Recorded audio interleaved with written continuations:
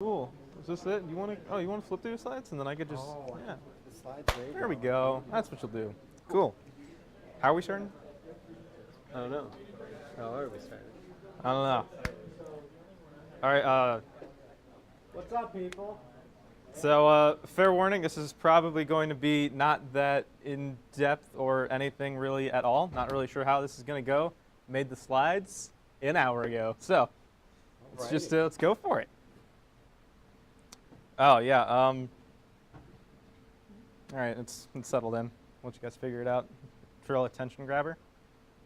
Just go. I like how you gave up. All right. I'm not gonna say it. Okay. So about us, my name's Jathan, or you can call me Jay. That's how you pronounce my name, in case you can't figure it out, because a lot of people say Jathan, Jathan, all sorts of things. I am a 4.5 year, technically not CSEC. I also technically never passed CS1.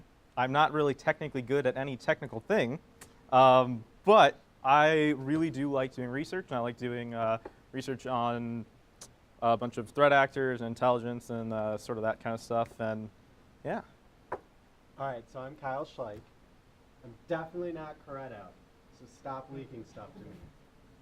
Okay? I like cats. No idea why I like cats, but I do. And I live in the lab. Cool. So threat intelligence. What is it? Basically, it's just collecting information from a lot of different sources. So that way we can understand what kind of threats there are to a specific organization. So like, you know, if you're doing a lot of government contracts, you know, who might be someone that wants to target you. It could be a different nation state, or if you're a company like Target or Home Depot or something, you know, are you more likely to be attacked by like Russia or, you know, an e-crime actor, right? So there's a lot of different aspects to this, a lot of non-technical ones and a lot of technical ones. I like going over some of the more non-technical stuff because it's just a lot of reading, a lot of politics, sociology, everything that really isn't cybersecurity. Whereas all the technical stuff is basically like straight up reversing because, you know, you get malware samples, you have to look at like a C2 infrastructure, stuff like that. So does everyone know what ATP or APT and TTP is? Everyone? No one? Okay. Yeah, APTs are advanced persistent threats. It's not apartment. And TTP is tactics, techniques, and procedures, and that's, you know, what is used by an APT to accomplish whatever goal they have, right? Can I go to the next one? So I'm going to kind of break down the what, how, and kind of why about this. So going over the intel cycle real quick, you start with planning and detection. That's kind of where you ask your questions like, hey, what is the goal of an adversary? Are they trying to, you know, pin this on someone else? What's their infrastructure like? You know, it's kind of that first thing to start your collection of information. You go into collection, and that pretty much is just, you know, what can you find out about a specific entity or, you know, through any sort of means. For our case, we're going to mostly just be using OSINT because we're not like a government that can, you know, send people to different countries to spy on them. Surprise. Where's Micah? Can we get funding for going to China? No. No? All right. Then you go in through your processing and exploitation, as well as your analysis and production, which is, you know, just trying to make sense of the information and trying to figure out what you want to do with it and what it actually means to you. And of course, dissemination, which kind of leads back into telling other people and trying to figure out what other questions you want to ask next to basically get the next step in your process.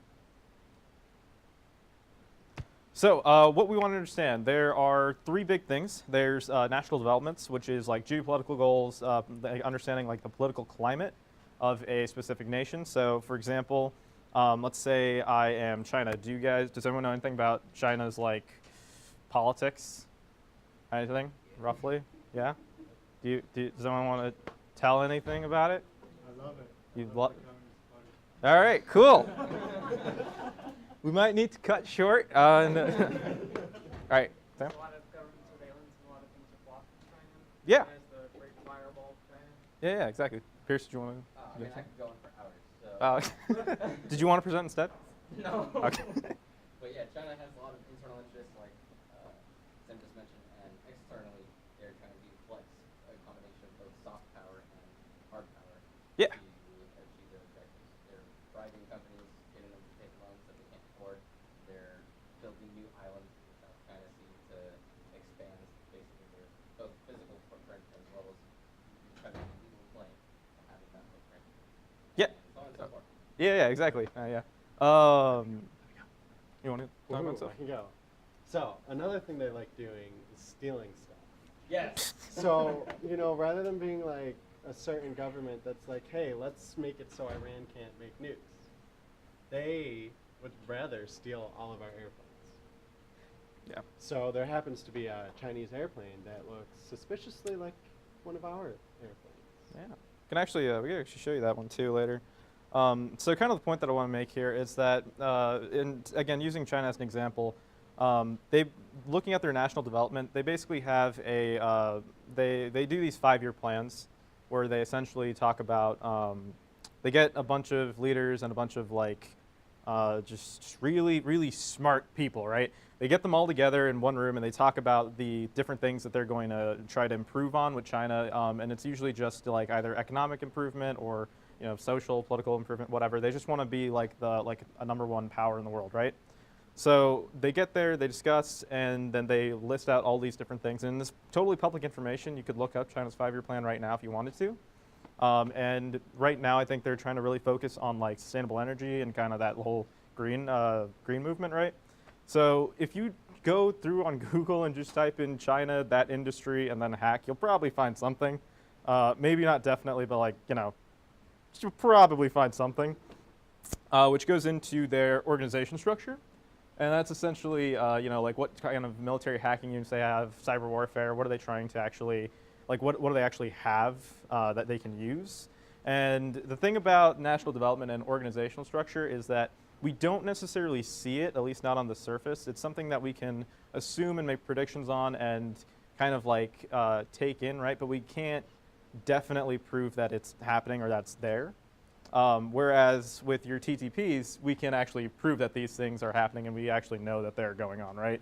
There are things we see. We can actually see malware artifacts, right? We can actually look at someone's like C2 infrastructure. We know that like there's a domain somewhere that's bad or that has been disclosed through whatever reports are out there. Kelly, want to talk about cyber kill chain? Especially.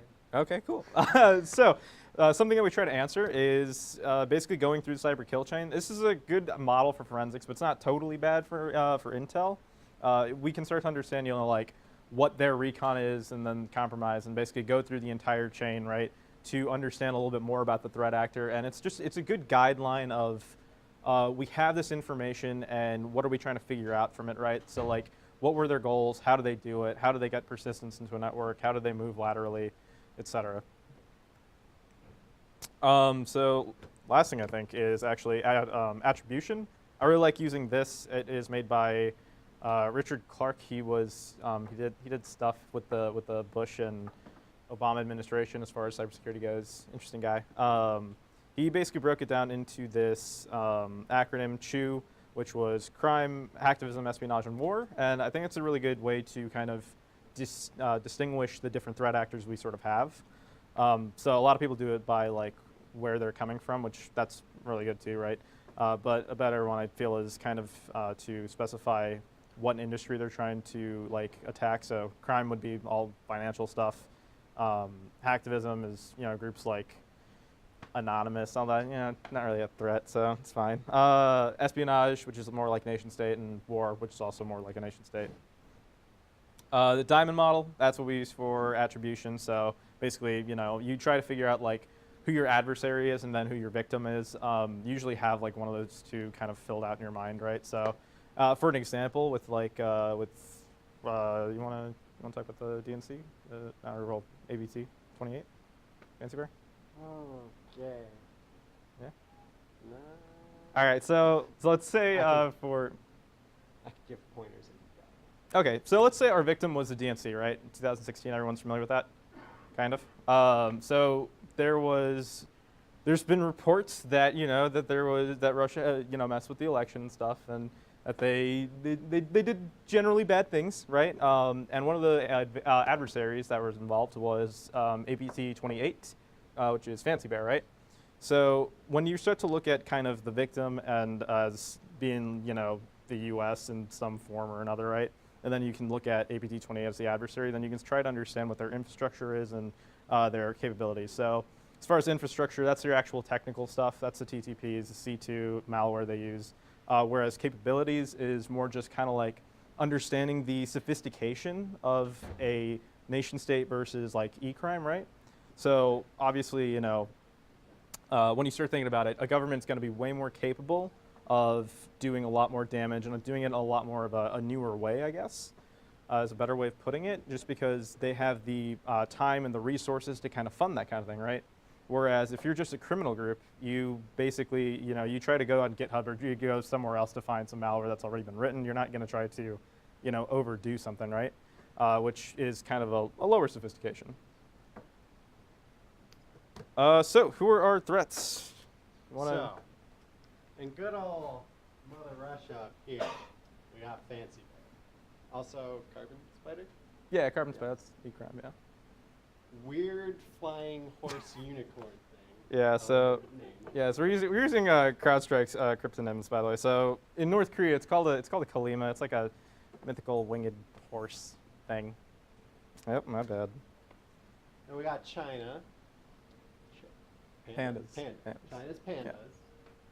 We got tigers over here. It's India, by the way, in case people don't know maps. My favorite is Iran. It's kittens, so I mean, it's gotta be my favorite. The way over here, got good old. Wait, actually, what's America called? Yeah, so America technically isn't considered a threat in the U.S. because obvious reasons, right? But to everyone else, they're a threat.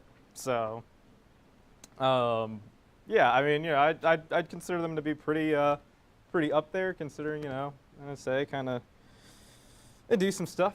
You guys ever heard of Eternal Blue? So it's kind of important, right? So how do we do this? I have no idea. I'm not an expert in this, clearly. I have not been doing this for years or even months, right? I'm kind of interested in it, and I'd kind of like to see something go a little bit further, but basically it's all just OSINT. It's a lot of reading papers and understanding things. There's 1,001 resources out there, just a few that I listed here. White papers, obviously, right? Florian Roth's Rosetta Stone basically is a giant Google sheet that has all of the threat actors kind of names and just what different ones are called. Awesome Threat Intelligence is a GitHub repo with a lot of different resources just kind of collected in there. Miner's Attack Matrix is basically gives you the tactics and techniques that different APTs use, as well as common knowledge. And of course, there's Twitter. A lot of these groups actually have Twitter accounts, so you can go see what they're up to. And of course, there's like people like Jessica Payne and Florian Roth who actually like do this for a living, right? And if you're really adventurous, you could check out the deep web because you can. Stuff is there. And of course, there's reverse engineering. So like if you want malshare, virus total, stuff like that. So you can actually see the malware that's being used or that might be out there in the wild that you can kind of start dissecting. There's a bunch of blog write-ups, that go through it. That is pretty much all I got as far as an overview. If anyone has any questions about a specific adversary, I can probably not answer it unless it is kind of China generally. Yeah. Oh, and our contact information. So let's say So- you have a source from China Yes. that tells you what the procedures are. How would you use that information to protect your organization? So if I had a source in China that would, so if I basically had like an informant there, and how would I use that to protect my own infrastructure? So it wouldn't necessarily increase profit, right? Security is usually not something that you can. Yeah. Oh, okay. Yeah. Okay. So. Hang on. Wait. So what are you asking? You have Spanish. Yeah. Somewhere else. Yeah. So those who don't choose how would you use that information to decrease risk in your organization? Are you saying something like, say, the FBI has this information and they want to protect X company? Yeah, sure. Okay. So well, I mean, how would a company? How would you use that? Like, how would a company use that? Yeah, how would you company?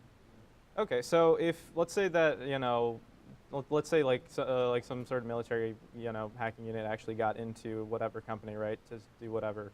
So now that company's actually aware of it, so they can actually do something to mitigate that risk, right? So they'd call in some sort of, hopefully they have their own forensics team or something to actually do an investigation. If not, they would call someone else in to look at what their machines are and like if there's any malware running on there. And most importantly, if it's espionage related, then to see if anything's being exfiltrated. So if there's any like classified documents that are being leaked out somewhere else, if anyone's trying to steal something, right? Actually, a good example of this is Lockheed Martin was breached at one point, right? So yeah, So I believe this is Lockheed Martin's design spec for the F-35, right? It looks shockingly similar to the China's J-31. Yeah, later on they found out that that China actually breached that network since like 2007, so they were just kind of sitting there and stealing all this information, right? So after Lockheed Martin knows that something's there, then they can actually take those procedures to, try to mitigate whatever damage has already been done. So did they lay off the threat intelligence before they found out, or they managed to hide something?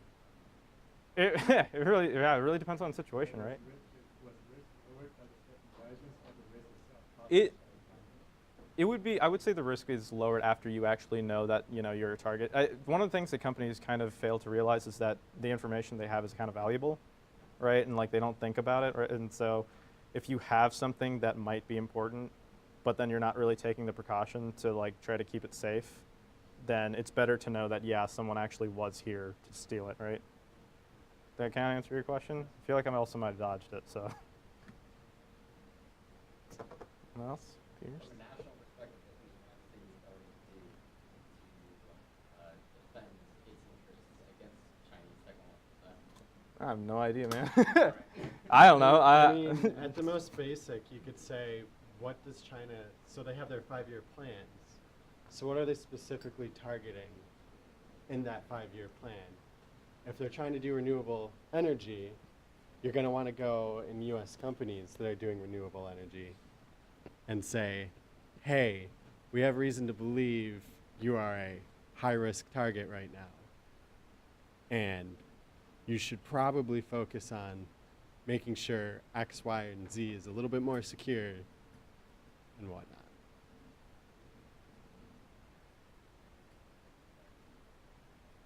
I mean, you can't really just be like, we know for a fact China is X, Y, Z, so you're going to want to make sure that specific box is more secure. That's not, that doesn't really work.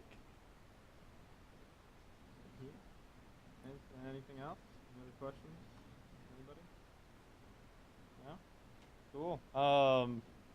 If you guys are interested, see me later, I guess. I always like ranting about this stuff. And hopefully we're trying to get an interest group started, which is currently at proposal of the e-board. So, yeah. That's pretty much it. Let's go cyber ops. Oh, yeah. Cyber ops, yeah. Dash Intel. Don't forget the Intel. Yeah. Cool. So, possibly last, we'll